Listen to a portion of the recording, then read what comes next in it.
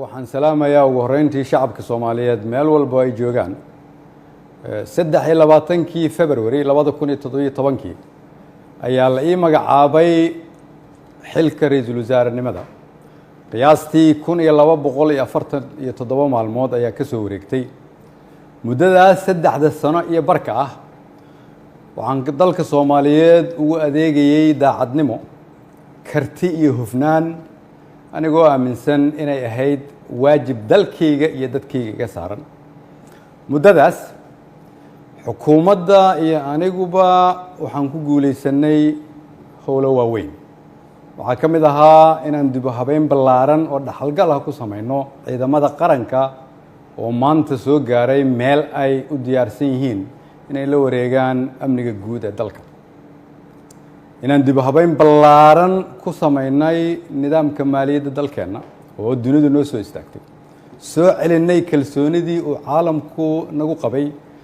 kuna qabay hay'adaheena dhaqaale oo inoo saamaxday in laynaga cafiyo deyn lagu lahaa dalkeenna muddo dheer dadaalkaasi waxa uu ku dhacay soo jeed iyo iyadoo la geliyey wakhti badan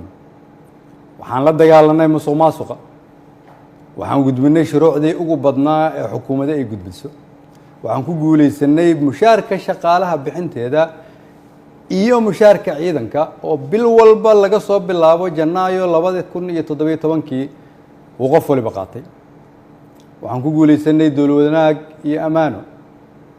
waxaan ku guuleysanay annagoo dib u soo nooleynay sharaftii ummadda Soomaaliyeed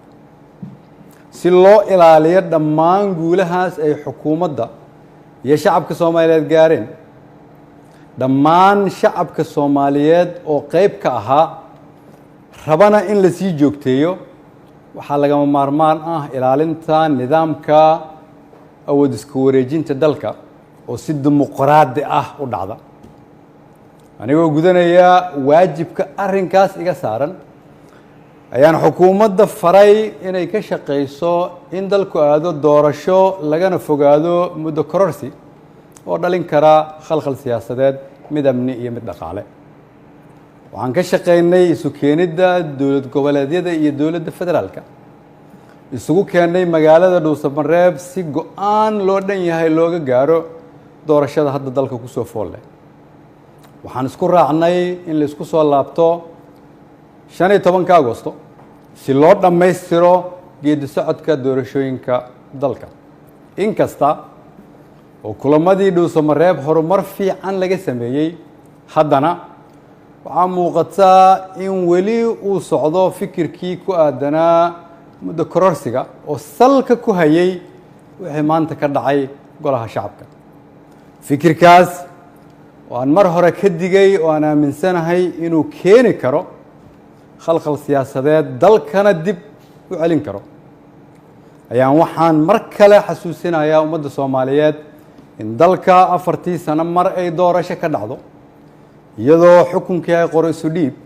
inay tahay dhaqan sax ah oo dalkan lagu bartay ayna tahay kulligeen inaan ilaalino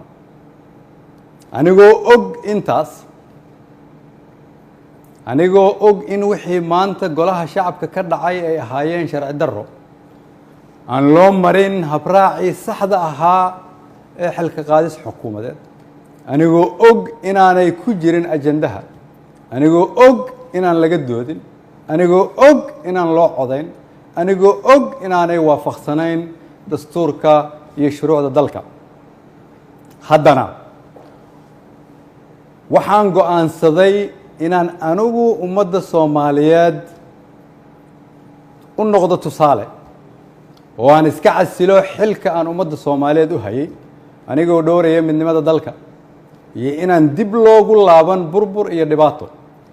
si aan ugu tiro shacabka Soomaaliyeed qaybna aanan uga noqon khalkhal iyo dib u dhac siyaasadeed oo dalka ku dhaca mid dhaqaale iyo mid amni mid bulsho ayaan sida ummadda Soomaaliyeed ugu baratay waxaan u noqonayaa tusaale inaanan marna halkan xukun u joogin laakiin aan u joogay inaan shacabka Soomaaliyeed u adeego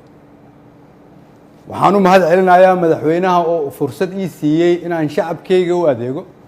golahaygii wasiirada oo igu garab istaagay inaan dalkan samata bixino shacabka Soomaaliyeed oo hiil iyo hooba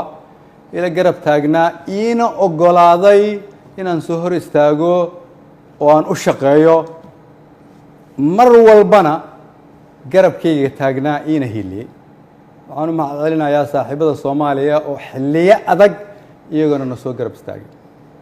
ummadda Soomaaliyeed waxaan u rajaynayaa barwaaqo dalkan rajo ayaan ka leenahay kulligeen dalka ayaa kulligeen inaga weyn cid waliba waa inay aqbashaa in dalka loo turo maanta waa maalinteydii aniga ayaa u turay dalka shacabka Soomaaliyeed meel walba ay joogaan waxaan leeyahay waxaan idinkugu adeegay awooddii ugu sarreysay oo aan awoodo haddii ay wax iga khaldameen waxaan idin weydiinayaa